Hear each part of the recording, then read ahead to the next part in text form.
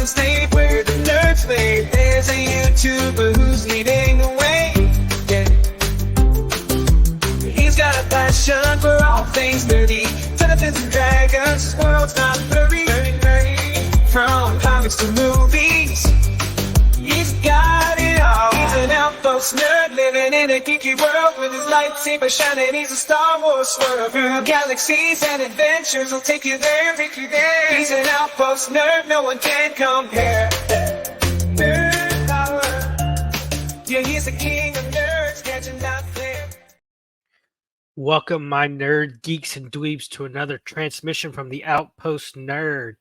Today on the Outpost, we're going to be talking about Star Wars Acolyte.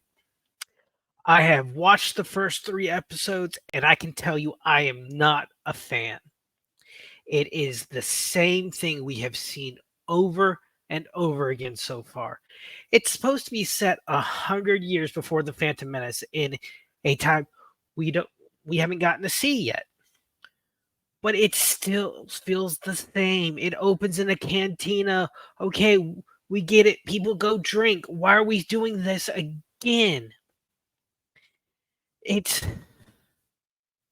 stale. I have been saying for years, Star Wars is just stale now. And I hate to say that. And I'm sad that it's come to this, but Star Wars has just been done so much, and Disney is just going to wring it out as for as much money as they can. You know, like I said, it opens up in a canteen where basically like a teenage girl goes up to this Jedi Master, and it's the first line. It's just bad writing. It's corny. The Jedi Master, played by Carrie-Anne Moss, by the name of Indara, she looks at him and says, "Yes, my child? Come on, you can write better than that." It makes me cringe. When I heard that, I cringed because it was so corny. And then they go into this, I guess it was supposed to be an epic fight, but it's just... It's the Matrix all over again. The high jumping kung fu. It's corny. It's so corny. I'm not a fan. And we'll go into more why in just a few minutes. But as usual, I have the Rotten Tomatoes score, and for the critics, it's an 84%, which is kind of low for Star Wars. We've been seeing Star Wars open with, I'd say, between 95 and 99% critic consensus. But look at this. For the audience, it's a 15%. This has to be the lowest in Star Wars history. And people say, "Oh, it's been review bomb, nerd. It was reviewed bomb before it even came out." Well, yeah, because when you have a director who goes out of her way to belittle the men in her audience, it's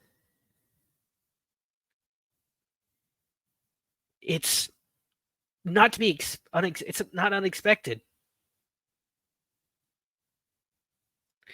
It's really not surprising that people got mad at Leslie Headland when she wanted to make this feminist anti-man garbage that we're seeing in the Acolyte. We're seeing just a complete disregard for canon and stories from the past that should influence each other. I'm not saying that a writer and director is bound by what comes before, but it needs to fit what what comes before. And Acolyte seems to be a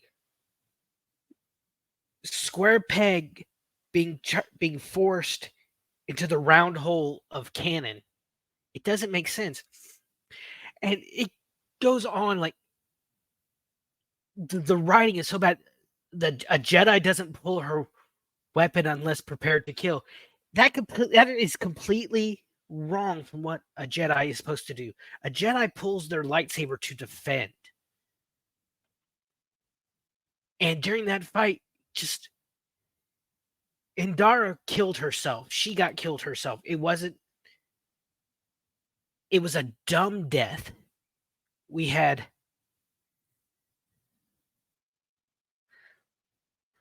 such a great actress and Carrie Ann Moss. She should play a bigger part, and hopefully she does. But right now, her death and her being in the Acolyte was such a waste of time. And then we find out later it's the typical evil twin trope.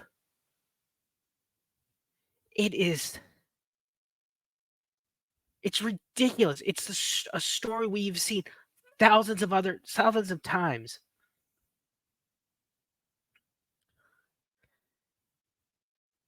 Osha and May,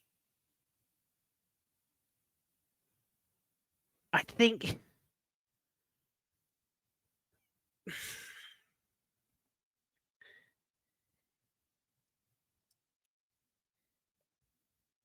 I feel that it's just an overused trope. And I wish they could have come up with something new, but they did. And the costumes are ugly as all get out. Here we have the Jedi in their robes, and it looks like piss. Now, in Dara, she's your typical white and brown robes that I love, but the others, they're in this like piss yellow color. It's disgusting. It's ugly. And then they have those oversized belts that sit up so high. It doesn't.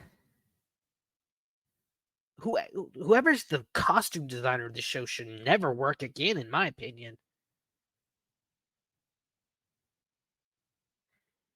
And Yord Fletcher, the we don't see any white men in the first episode. It's not until episode 2 we see any white guys.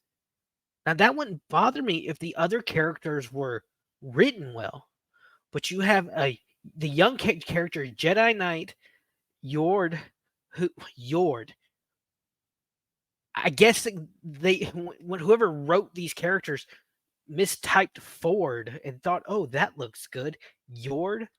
But he's this beta male Jedi Knight who takes orders from from everyone and never thinks for himself.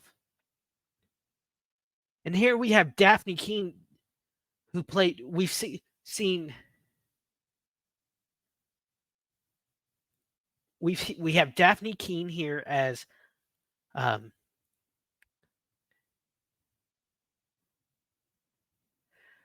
Jekic. I can't even. I have no idea. She is so unlikable so far. She orders Yord around like she's a knight herself. What makes her think as a Padawan she could tell a Jedi Knight what to do? You know, she's brash, she's rude, she's allowed to talk harshly to her superiors. And I feel that's only because she's a girl talking to a man. You know, to sum it up, guys, everyone, Don't waste your time. Do not waste your time on The Acolyte. I found it boring.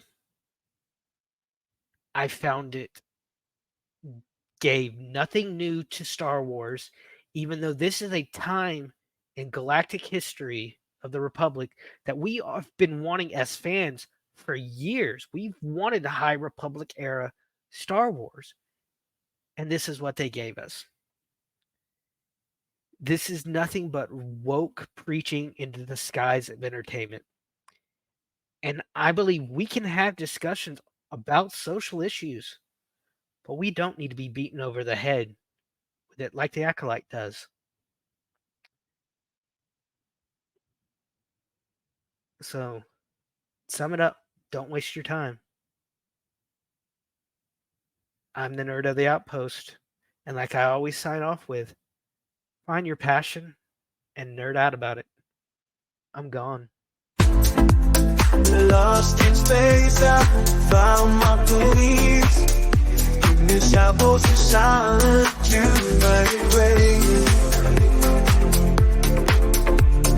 Binary code run through my veins. Every beat and beat, I feel no pain. Signing off, it's time to go. Goodbye, my nerdy friends, see you later, I know. Through the stars, we've shared this ride. But now it's time to say goodbye, farewell, with pride.